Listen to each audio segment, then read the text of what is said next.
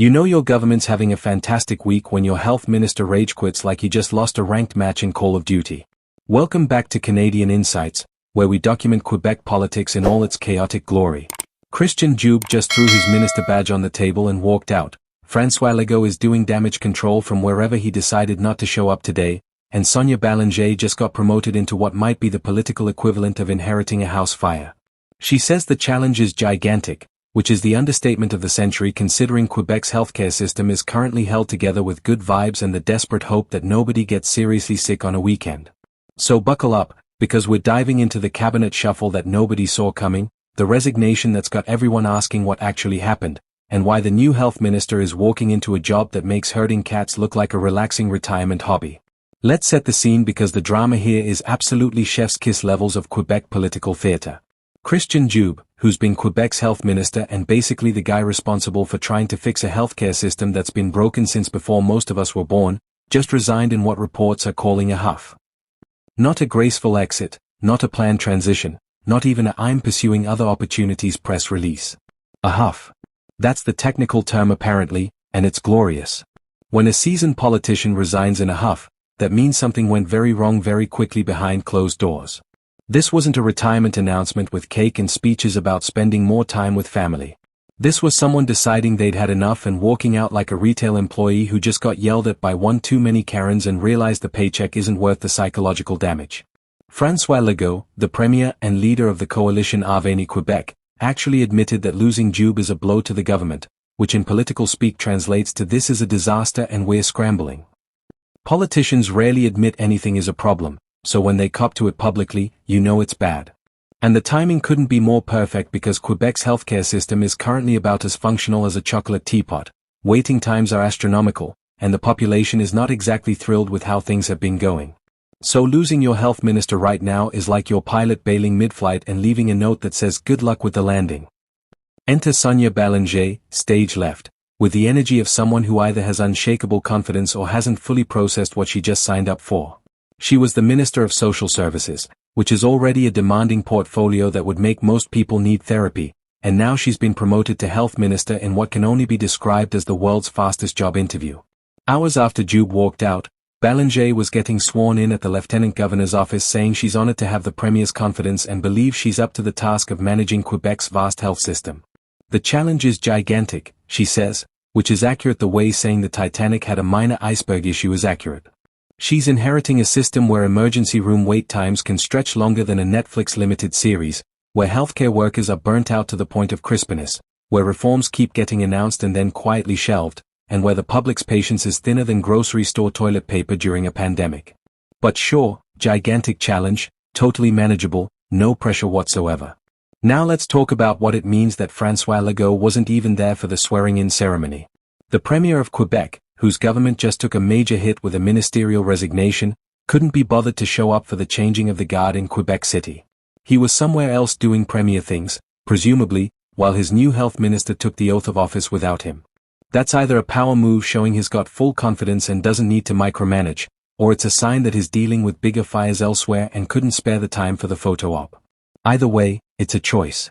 When your health minister quits suddenly and you promote someone new, normally you'd want to stand there looking supportive and prime ministerial, projecting stability and control.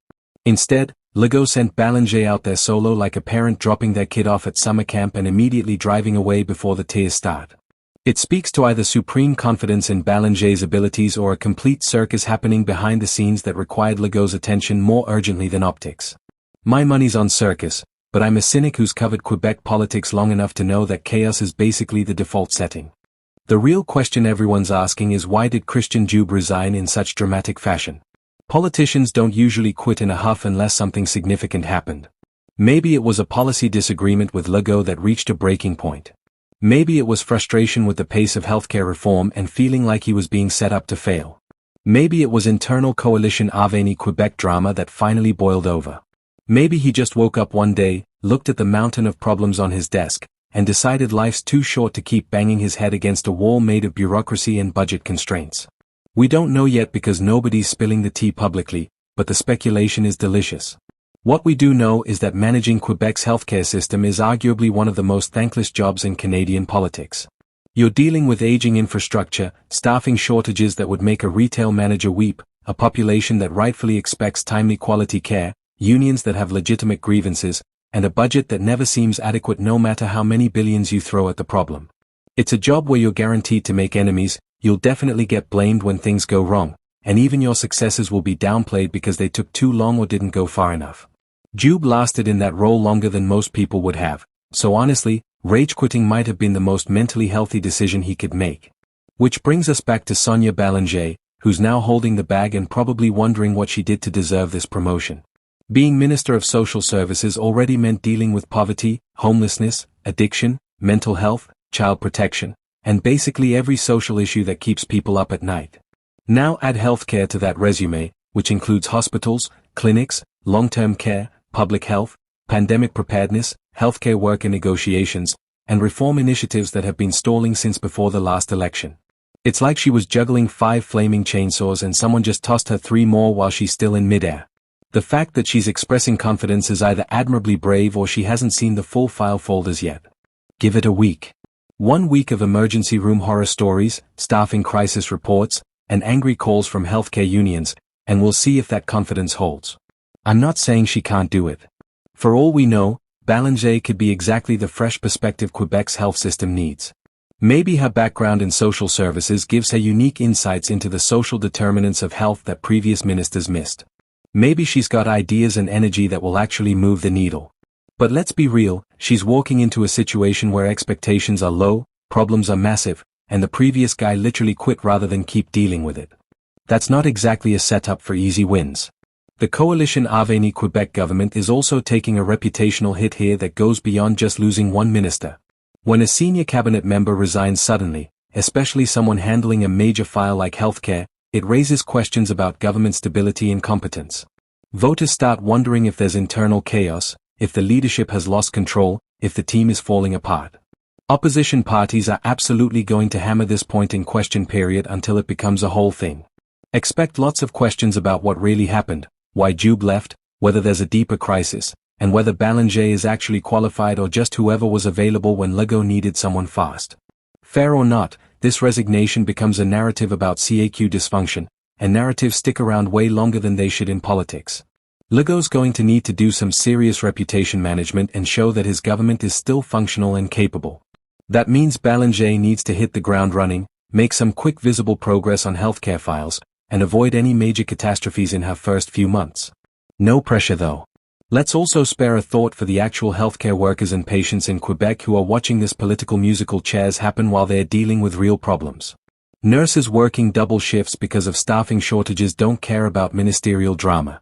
Patients waiting 8 hours in emergency rooms don't care about cabinet shuffles. Doctors dealing with impossible caseloads don't care about who's sitting in the minister's office. What they care about is whether anything actually changes to make their lives better. Every time there's a new health minister, there's this brief window of hope that maybe this time will be different, maybe this person will actually fix things, maybe the reforms will finally happen. And then reality sets in, the bureaucracy grinds on, the problems remain stubbornly persistent, and everyone goes back to managing the crisis day by day. Bélanger's biggest challenge isn't just managing the politics or the optics or the budget. It's convincing the people actually working in and using Quebec's healthcare system that she's listening, she cares, and she's going to fight for real solutions instead of just announcing initiatives that sound good in press releases but don't translate to actual improvements on the ground. There's also the uncomfortable question of whether any health minister can actually succeed given the structural challenges baked into Quebec's healthcare system. We're talking about a system that needs fundamental reform, massive investment, workforce expansion, infrastructure upgrades, and probably a complete rethinking of how we deliver care. That's a multi-year, multi-government, multi-billion-dollar project that requires political will, public support, and sustained effort across election cycles. No single minister can fix that, no matter how talented or dedicated they are. So in some ways, Bélanger is being set up for an impossible task not because she's inadequate, but because the problems are bigger than any individual can solve within the constraints of their mandate. The real test will be whether she can make incremental improvements, by some goodwill with stakeholders, and position the system for longer-term success even if she doesn't see all the results during her time in office. That's a much less sexy proposition than I'm going to fix healthcare, but it's probably more realistic. So here we are, watching Quebec politics do its thing with the subtlety of a drunk moose in a china shop.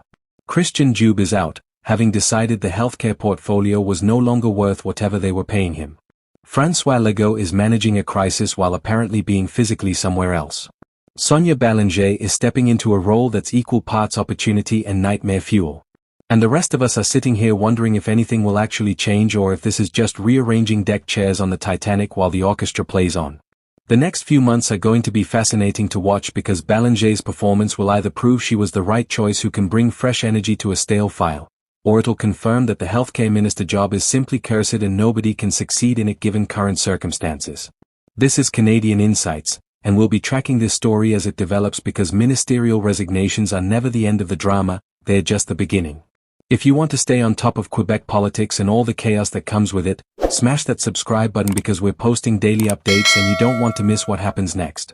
Drop a comment below with your predictions for Sonia Bélanger's tenure. Will she last longer than Dubé? Will she actually make progress on healthcare reform? Or are we just watching the next chapter in an ongoing disaster? Let's discuss, because Quebec politics is nothing if not entertaining.